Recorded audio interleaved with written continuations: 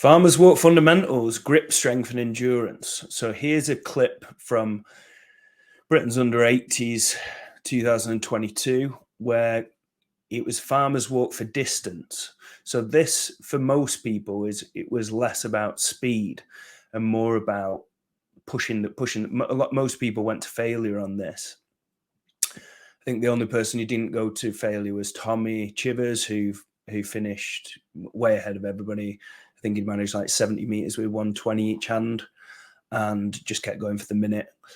Whereas I came second overall. I think I got around 56 meters, 55 meters.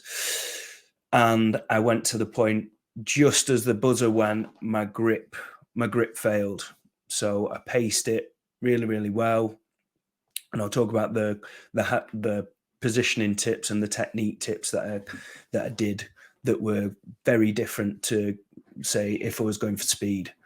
So because it was focused on enduring, I knew that I needed to pace myself through the whole 60 seconds in order to maximize my distance. I see a big error with what some people do is they go really, really quick and try and cover as much distance in the first 20 seconds or so. And then they get to a point where the grip fails and they go to that point of failure, and then they just can't, they just pushed it too far and they can't really pick it up or get much further after that.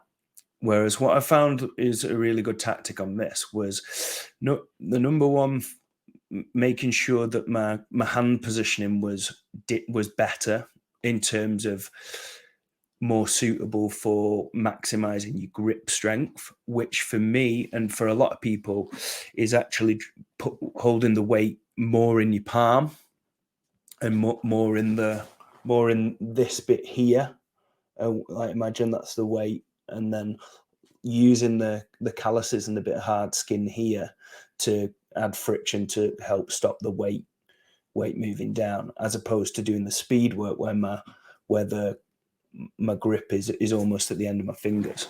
So the drawback of this is the start position feels a little bit more difficult than using the position when the weights are lower in your fingers. But the advantage is that the grip for me is more enduring, and I use that skin in my hand to almost lock behind, to create like a shelf to stop the farmers moving down. So it's not just about squeezing it and holding it with all your might. It's actually strategically using your skin and locking it behind that position.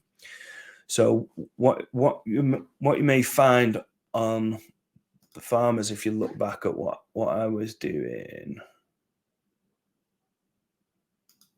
here, what I'm doing as I go to turn around, I'm actually locking my hands in. I'm taking my time here. I'm not rushing. Can't really see on that end, but I'm locking my hands in and taking my time, making sure that the farmer's handles are central as opposed to far forward.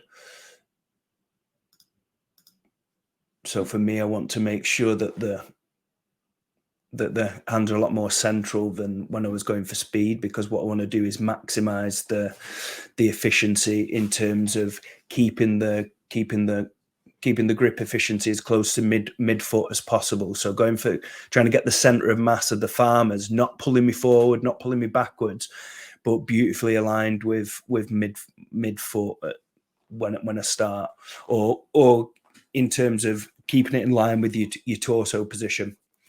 So that's a good way of thinking about it. Is it almost like if you look at your torso from the side and keeping your farmers directly down here, not forward, not backwards, because that's gonna tax your grip a little bit more. So almost like you're trying to keep the farmers in your pockets and keep them fixed there throughout. So what we want to do is, which is very, very difficult, is also minimize the forward and backward sway, which, because like say when they're going forwards and backwards like that, that's gonna tax your grip. And if you watch what these guys are doing here, they're keeping the weights. If you watch Matt on the left side, he's keeping the weights really parallel to the floor all the way through, and almost like gliding through the gap with his footwork, because it's not just about grip strength and how good you are at holding the weight. It's how good you are at moving in an efficient way where you're not wasting that grip potential by knocking into the farmers, by your farmers swaying from side to side, forwards to backwards. So another little thing on the pickup as well is making sure that a lot of these guys doing it really well, where they're keeping the farmers really close together. You see a big error. People start with the farmers really wide, and that initial pick is, you can see that the farmers coming together. So yeah, we just want to. So if you look at the farmers, look at them objectively. Are you keeping them? Does it look like they're floating across the surface, or does it look like they're swinging forwards and backwards from side to side? And that's what we want to do, especially when look at the ones on look at Tommy on the left, how parallel he keeps the weights to the floor. So he's not only, his grip strength is really good, the way that he's moving is so efficient. He's not knocking into the farmers at all. He's not moving from side to side. He's keeping his feet really, really close together. And yeah, fantastic. So have a look at replicating that technique. Hands are pretty central, so it's going to be really efficient on the grip. It looks like he's locking in the full grip with the hand. Yeah, really good. Really nice footwork. But if you look at don't get distracted by what he's doing and look at what the farmers are doing. The farmers look like they're just gliding along the floor, like they're levitating across the floor. Whereas you see some people whose grip doesn't seem quite as good, but just compare the footwork, compare the swinging, compare what the farmers are doing from side to side.